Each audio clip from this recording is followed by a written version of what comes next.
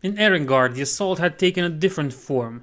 Chaos had laid its siege not with arms, but by sowing the seeds of malevolent change across the city, slowly choking off its lifeblood until its heart would surely fail.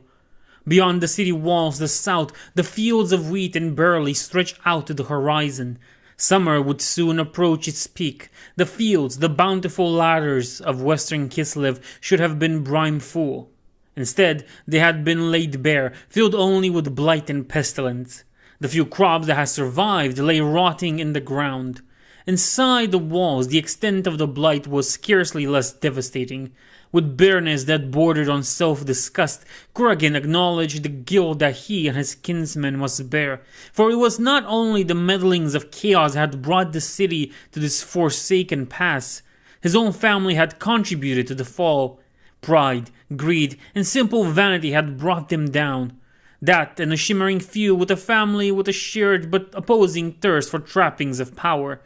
His family had learnt their humility just as the Ishovenkos had learnt theirs.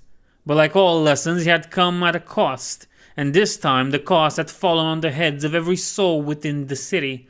Every day that passed brought fresh rumors that Erengrad would be saved. Wheresoever chaos blighted the land, so there came those who would oppose it. Stories were rife of convoys traveling from Prague and Kislev, of wagons groaning beneath the weight of food they carried west. But Prague and Kislev were still weak from the ravages of war, and any promise of help from the Empire seemed distant and weak.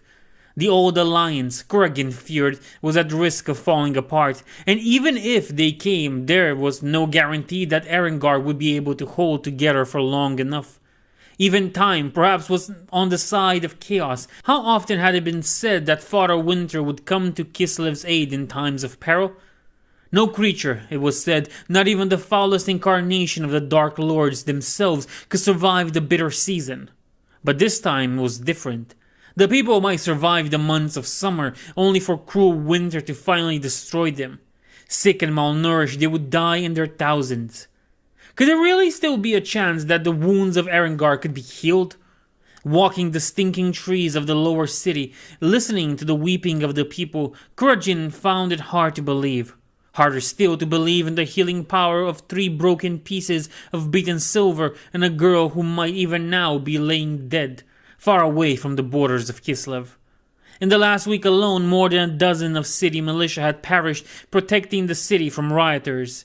It was a sign that the enemy within was becoming as much a force to be reckoned with as any that might threaten from without. Or perhaps he reflected darkly, those enemies were now one and the same.